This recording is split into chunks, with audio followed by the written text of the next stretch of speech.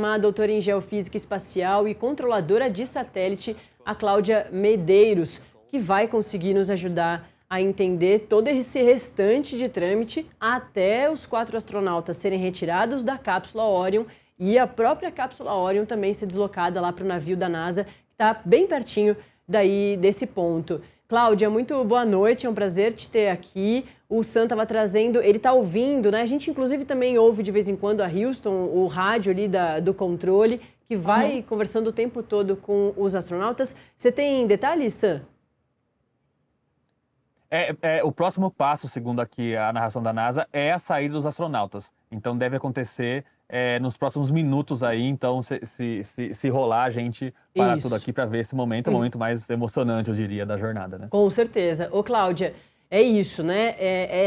Esse bote vai fazer essa retirada dos 4 astronautas e eles vão ser deslocados para um helicóptero, para 2 helicópteros que vão levar aí sim lá para os navios. Boa noite. Boa noite, é isso mesmo. Essa fase é muito importante, né? Agora eles estão ali, eu vi vocês conversando com o Leonardo, né? E ele estava contando para vocês. Então, esse voo que ele dá em torno ali da cápsula, né? Eles estão com medidores, detectores de vazamentos de gases para verificar se tem algum problema, algum risco para quem vai se aproximar também. Porque vão chegar agora os mergulhadores ali bem próximos para poder abrir a cápsula, para poder retirar os astronautas. Mas eles não podem estar em risco também, né? Porque ela veio nessa queima, nessa reentrada, e pode ter danificado e ter algum tipo de vazamento. Então, essa é uma fase muito importante agora, que é essa abertura que vai ser feita dessa cápsula. E aí, um por um, vai ser retirado e colocado, cada um deles vão ser retirados e depois vão ser levados por helicóptero lá para aquele navio anfíbio, né? Que é um navio que comporta tanto outros navios, outros helicópteros, antes de ir para a base. Ô, Cláudia, a gente está vendo uma imagem interessante ali, eles estão fazendo alguma medição. Vocês viram que o bote fez uma volta ali ao redor da cápsula e eles estavam fazendo um tipo de medição ali, tipo, me lembrou uma mediação de radiação, não sei se é isso, estou chutando aqui, porque realmente eles estavam apontando e obtendo dados ali. Não sei se a nossa especialista a Cláudia consegue explicar pra gente o que está acontecendo aí, mas achei muito interessante esse momento. Então, você lembra que um pouco antes da reentrada, ou até mesmo durante a hora que abre os paraquedas, eles usam alguns propulsores, né? Que são alguns sistemas de propulsão. Então, esses sistemas liberam gases também. Só que eles liberam gases controlados e depois eles se fecham, então você não tem vazamento. Mas vamos supor que seja danificado na hora do impacto. Então, é por isso que eles precisam medir. Porque a hora que eles chegarem ali perto, eles mesmos podem gerar esse atrito que poderia disparar, por exemplo, uma explosão. Então, eles têm que medir, garantir que não tem, ou se tiver um vazamento, esperar que ele acabe, termine de sair todinho, para que eles possam fazer essa abertura, né? Para não causar nenhum risco, nem para o mergulhador, nem para quem está lá dentro. Acho que isso também é super interessante, né? Os riscos para quem faz esse resgate dos astronautas. E também, Cláudia, se lá dentro, né, dentro da cápsula, na hora que a cápsula é aberta, se o contato com o oxigênio do lado de fora, né, o ar que a gente respira aqui na Terra, pode causar algum tipo de dano aos astronautas? Na verdade, não, porque ele já deve ter sido feito esse equilíbrio agora atmosférico com a parte exterior, para que eles possam abrir sem também o risco de explosão, né? Então, tem uma panela de pressão, né? Sim. Então, esse equilíbrio também já foi realizado, né? Nessa fase agora ele já foi realizado, então eles já estão em equilíbrio com a pressão atmosférica local. Então, daqui a pouco é só abrir mesmo, né, essa cápsula para retirada deles, tá? E parece que está tudo certo, exceto essa comunicação por satélite aí, que eles tiveram essa dificuldade aí. E só complementando, né, dando uma nova checada aqui, o narrador da NASA falou que realmente o que a gente está vendo agora é uma avaliação de riscos antes da saída deles. É o último passo antes da saída deles. Então tá no finzinho aí essa imagem que a gente não vê os astronautas aí que passaram tantos dias no espaço. Ô, Cláudia, Mas é bom ver que já tem um helicóptero sobrevoando ali. Então, Exato. é sinal de que esse helicóptero já está ali para buscar né? Então... A nossa audiência, a gente aqui, tá todo mundo muito ansioso para ver a cara dos 4 astronautas saindo da cápsula, mas eu fico imaginando eles lá, né? É óbvio que os 4 astronautas estão exaustos da grande jornada que eles fizeram, estão muito ansiosos para encontrarem as suas famílias. O Sacani, que participou mais cedo, trouxe informação, inclusive, que as famílias não estão ali na Califórnia, que é onde a nave caiu, totalmente planejado, era para ser aí mesmo. As famílias estão em Houston, né, de onde eles partiram há uma semana e 2 dias atrás. Então, tem todo um procedimento até eles conseguirem voltar a encontrar as famílias. Ô, Cláudia, fala um pouquinho sobre esse pós agora. Eles vão ser retirados, eles já vão ser analisados ali, vão passar por alguns exames dentro da cápsula, ou não? Eles vão ser retirados e aí vão ser analisados lá no navio da Marinha Americana. A primeira, tirar eles daí já vai ser o primeiro impacto, né? A gente acostumou com a carinha deles lá dentro da cápsula, então a gente já vai ver uma diferença física neles, né? Que seria até mesmo da ausência de gravidade que eles estavam lá, a gente acostumou com aquela carinha toda puxadinha, agora a gente já vai ter esse impacto primeiro da presença física deles, né? E a outra coisa é que a gente viu eles super fortes lá, e agora quando eles chegam aqui, a gravidade já começa a pesar, lembrando que 10 dias no espaço tem uma perda de massa muscular, tem uma perda de tônus, também tem os impactos na própria circulação sanguínea, né, que pode mostrar eles com um pouco de náusea e tal.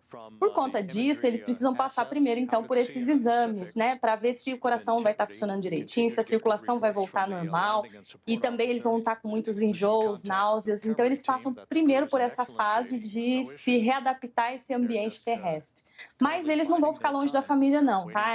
Assim que eles passarem por esses primeiros exames, eles já vão para os braços da família, não vai existir uma quarentena que nem a gente viu em outros voos da Apollo, por exemplo, não vai existir isso nessa missão. A gente talvez só não vai vê-los tão rápido assim numa conferência, pelo menos não está previsto que eles vão fazer nenhuma conferência, porque eles devem estar fracos. Então, acredito que a família deles, em breve ele vai encontrar com a família deles, depois que eles passarem por essa primeira inspeção aí da parte médica, eles devem levar eles já para a região onde eles estão, ou trazer a família para próxima. Vamos assistir ao resgate. Isso deve acontecer exatamente vamos agora. Ver. Isso aí eu tô ansiosa para isso.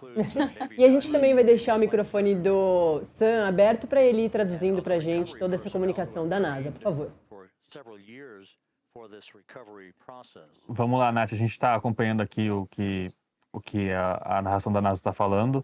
Então, ele está falando que esse resgate é feito por pessoas treinadas, né, por anos, para fazer esse processo de recuperação, que é um processo usado em várias missões da NASA, não é só dessa missão específica. Portanto, a gente está vendo essa imagem aí, eles vão tocar a cápsula provavelmente agora, olha só. Então, o primeiro ser humano que toca a cápsula aí, depois da missão ao redor da Lua.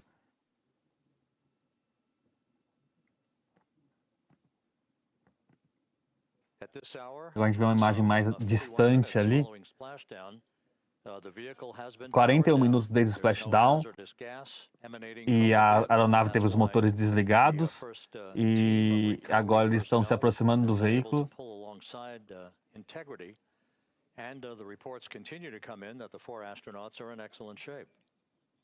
E os astronautas continuam se comunicando, reportando como está a situação deles nesse momento. A gente vê ali um pouco eles estão sinalizando ali, a equipe de resgate está sinalizando para os astronautas. Então eu estou aqui, eu estou traduzindo o que o pessoal da NASA está falando e narrando para vocês o que a gente está vendo em tela nesse momento. Então os astronautas não saíram da cápsula ainda, pelo menos nessa imagem não deu para ver. Lembrando que eles vão ser divididos posteriormente, 2 em cada helicóptero, para serem levados até... Parece que um deles saiu ali, hein? Não sei se eu consigo confirmar por essa imagem, mas aparentemente, se não saiu, ele está prestes a sair.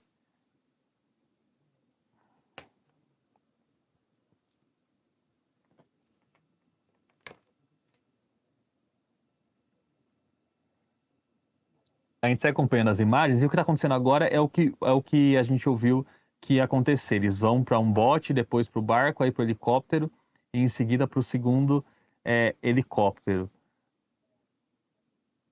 Ô, Sam?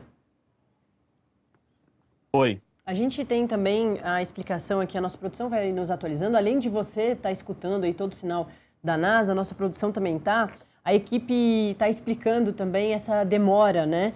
Que é justamente porque eles precisam certificar perfeitamente de que não tem nenhum gás vazando da nave espacial, da cápsula Orion, né, Cláudia? Eu queria também reforçar essa questão contigo, que é dos momentos mais críticos depois que acontece o momento mais crítico, que é de atravessar a atmosfera. Isso deu tudo certo, eles chegaram em segurança ali, tocaram o mar, o Oceano Pacífico, lá na Califórnia, pertinho de San Diego. Mas esse momento crítico agora é da retirada deles em segurança. Eles chegaram em segurança, mas para sair da cápsula também tem essa questão dos gases. Pode explicar de novo, Cláudia? Porque é uma questão bastante complexa e é sempre importante a gente explicar aqui.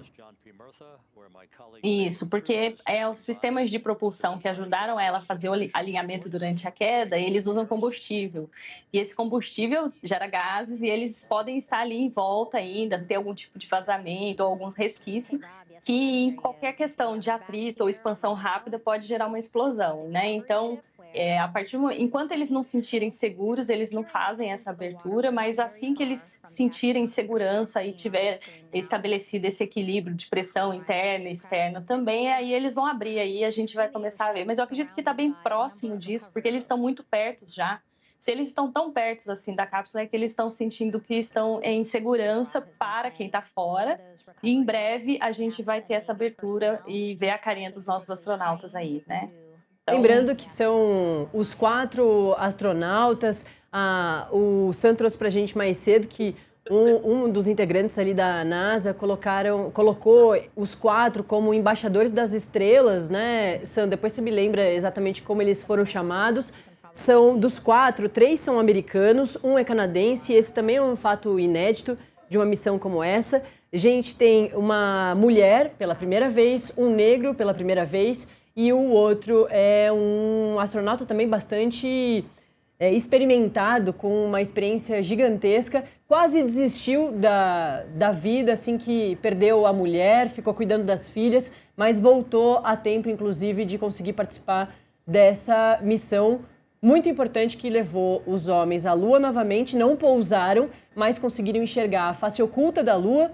China já tinha chegado há alguns anos com um robô, mas não com humanos olhando, literalmente, através do vidro da cápsula para a Lua. E também conseguiram ver isso das situações mais incríveis que a gente pôde ver, um eclipse solar diretamente da Lua, muito pertinho da Lua. Vamos continuar acompanhando agora as imagens? Sam, por favor. A gente viu que tem uma fita roxa, então o barco está agora ancorado à cápsula. Então agora realmente vai acontecer. Ele está preso à cápsula, então acho que a abertura vai rolar agora, hein? Então é um colar de estabilização, a NASA aqui deu o termo técnico na narração deles. E agora está sendo feita a abertura da escotilha aí, hein? São 6 barcos, 40 pessoas fazendo esse trabalho, entre mergulhadores e médicos. Informação muito importante que a produção também nos atualiza aqui. Então, são 6 barcos, 40 pessoas, com mergulhadores e médicos. Como o Sam falou pra gente, especificamente esse bote está acoplado, ancorado à cápsula Orion, que agora está em segurança e pode ser aberta para a retirada dos 4 astronautas. Primeiro, 2 serão retirados e encaminhados para o helicóptero, para o primeiro helicóptero. Depois, mais 2 vão ser encaminhados para um segundo helicóptero. E esses helicópteros vão levar os 4 astronautas para o navio da Marinha norte-americana, estadunidense. E lá eles vão passar por um batalhão de exames para se certificar de que voltaram em perfeitas condições. Assim como a Cláudia já contou para a gente, os nossos outros especialistas trouxeram as informações de que muitas vezes eles podem voltar com problemas de visão, com problemas de audição. Eles demoram um tempo para conseguir voltar a andar normalmente aqui na Terra. São diversas adaptações, inclusive psicológicas, já que foram expostos a uma perspectiva da Terra muito diferente, né? Viram a Terra de muito longe. Os humanos que mais se distanciaram da Terra da história da humanidade, eles passaram dos 400 mil quilômetros de distância da Terra e hoje pousaram no mar, no Oceano Pacífico, em total segurança. E agora a imagem que a gente vai ver é das imagens que vão ficar para sempre, que são dos humanos saindo da cápsula Orion. Escotilha aberta, hein, Nath? Ó, eu acho que o primeiro astronauta... Escotilha aberta. Não, eles estão usando uma roupa laranja. Escotilha aberta, agora vai, hein, Cláudia? Abriu, e é muito legal você ver isso, Entraram, né? Essa missão Integrity, muito importante. Eles estão entrando, Cláudia, desculpa te interromper, mas os médicos, os mergulhadores ali estão entrando justamente para conversar, para esse primeiro contato de novo físico com os astronautas. Até agora eram contatos de rádio, de satélite. Agora, esse contato físico é muito emocionante, esse momento que a gente está vendo, depois de 9 dias de missão Artemis 2, passando pela Terra, depois dando a volta na Lua e voltando em segurança. Agora eles vão fazer esse contato físico e retirar os astronautas para os botes. São 6 botes, 40 pessoas ali trabalhando para esse resgate ser feito. O Sam deu uma observação aqui muito importante. Lembrando que eles não têm força física, né? Isso, lembrando exatamente. que eles não têm força física para poder se movimentar, né? Então, eles precisam dar esse suporte, né? E o Sam fez uma observação muito importante. Eles estão com uma roupa laranja. É também para eles serem identificados. É principalmente por isso. Porque os especialistas trouxeram os detalhes para a gente que a cor laranja não é natural. Então, é uma cor muito mais facilmente vista pros mergulhadores, para os médicos. Por exemplo, se a cápsula tivesse afundado, ela assim que toca o chão ou o mar, ela abre. E eles tivessem sido retirados, ou até mesmo se tivessem saído de alguma forma da cápsula, eles são mais facilmente encontrados por causa da roupa laranja. E é isso que o Sam falou agora pra gente, que assim que aparecer alguém de laranja, não tem dúvida, é um dos astronautas, né, Sam? Só adicionar uma coisa também interessante que foi falado aqui na transmissão da NASA, que o requerimento da NASA é que a equipe saia da cápsula em até 2 horas. Então ela até falou, a gente está muito bem no tempo aqui, está tudo correndo como previsto, porque o requerimento da NASA são até 2 horas para recuperar a equipe. Então tudo dentro do esperado aí, né, Cláudia? Isso, e lembrando que eles não conseguem andar nesse momento, nem tem força física muito grande. Então, por isso também alguém precisa ir lá ajudar eles para poder removê-los de dentro da cápsula, né? A gente tem informação... Então, tudo isso que a gente está assistindo aí. Que são 4 militares que entraram na cápsula, naquele momento que a gente viu que ao invés de saírem, entraram os 4 militares, e cada militar vai ficar com cada um dos astronautas, assim como a Cláudia falou. Dessas dificuldades de visão, de audição, por tudo que eles passaram, principalmente nesse finalzinho, né? Em que eles saem de 40 km por hora para atravessar a atmosfera e chegam a velocidade zero em 6 minutos. Passam por temperaturas moduladas, mas principalmente muito quente, mais de 3.000 graus Celsius, para chegar à temperatura do planeta Terra e principalmente de onde eles caíram. E também eles perdem muita massa muscular. Precisa, por algum tempo ali, logo depois, voltar a aprender a entender o corpo, como funciona na gravidade da Terra e voltar a andar sozinho. A gente lembra, o Marcos Pontes, um astronauta brasileiro, daqui a pouquinho vai participar com a gente de novo, mas ao longo dessa 1 semana e 2 dias que a gente esteve falando sobre isso, Marcos Pontes disse que precisou também sair carregado. Ele não conseguiu voltar a andar assim que ele saiu. E ele voltou parcialmente surdo. Ele teve uma redução de audição bem grande, mas que é também perfeitamente normal. Ô, Cláudia, a gente também conversou com os nossos especialistas sobre um efeito muito importante, que é o Overview Effect, que é o efeito de se enxergar a Terra de longe. E eles foram os astronautas, os humanos, que mais se distanciaram da Terra, passaram dos 400.000 quilômetros. Nenhum ser humano tinha conseguido esse feito. E que tem uma perspectiva, são diversas novas perspectivas. O Sacani explicou pra gente mais cedo que por exemplo, quando a gente vê o planeta Terra nos mapas, nas imagens que a gente vê os países divididos, a gente entende os continentes, mas ver a Terra de tão longe, além de ser uma situação tão impressionante, também tem essa perda de perspectiva de não achar os continentes, de não entender a Terra como a gente enxerga. Então tem esse efeito também que é muito mais psicológico, emocional, do que propriamente físico, né? Eu acho assim, bom, eu acho não, né? A gente viu a postura deles quando eles, você vê quão impressionados eles estavam durante todas as vezes em que eles mostravam alguma coisa relacionada, por exemplo, à Lua, né?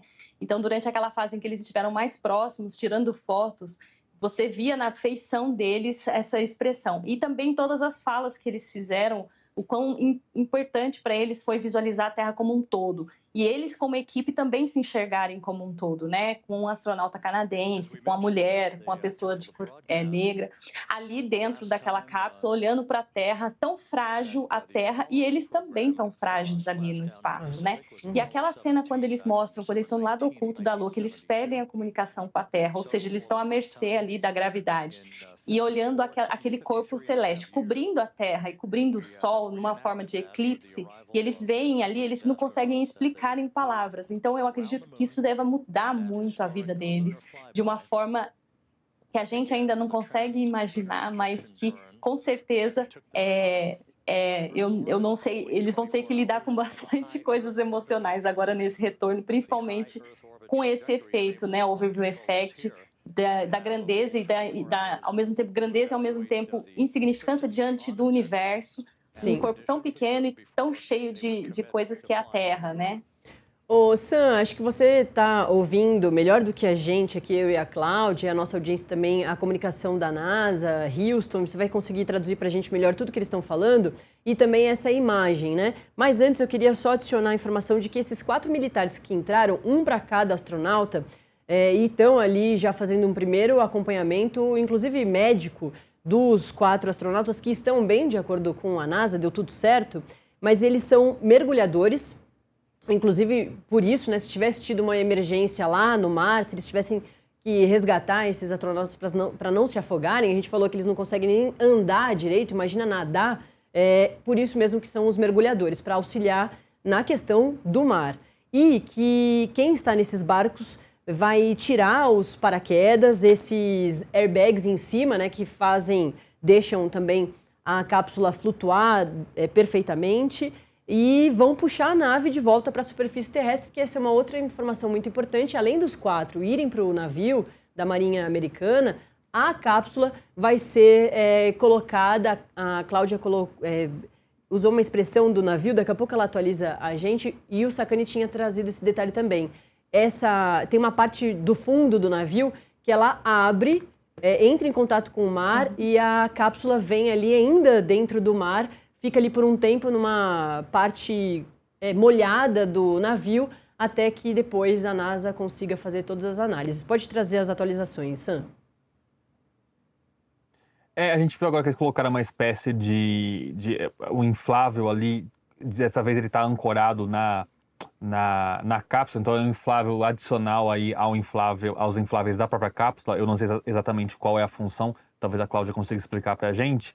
Mas o que eu queria chamar a atenção, assim, ouvindo vocês conversarem um pouco, é que jornada, né? Então, assim, o ser humano que faz isso, ele entra num foguete, e aí ele passa por todo aquele processo de ser lançado ao espaço, e aí, nesse caso, eles passaram vários dias no espaço, sem gravidade, com todas as consequências que isso traz fisicamente e emocionalmente, enfim. Aí tem essa reentrada maluca, que é, assim, exatamente muito tensa, e aí eles pousam no mar.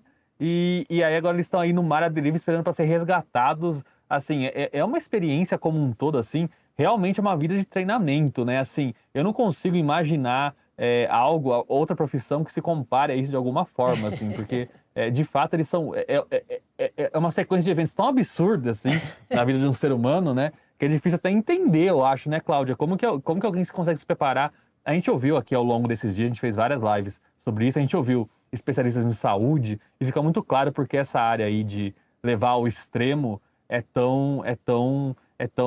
existe tanta gente que se especializa nisso, porque realmente tudo é muito extremo, né? Tudo é muito extremo, mas o ser humano ele evoluiu e ele se expandiu dentro do próprio planeta Terra por ser desafiador, né? Porque a partir do momento que ele vai para outros continentes, para outras regiões, explora, por exemplo, regiões polares ou o topo de uma montanha que é inóspito para o ser humano, mostra que ele tem ânsia por isso. Se não me engano, essa parte amarela aí, ela é como se fosse aqueles botes de avião que abrem para você poder escorregar. Se não me engano, acho que é para isso que ele serve.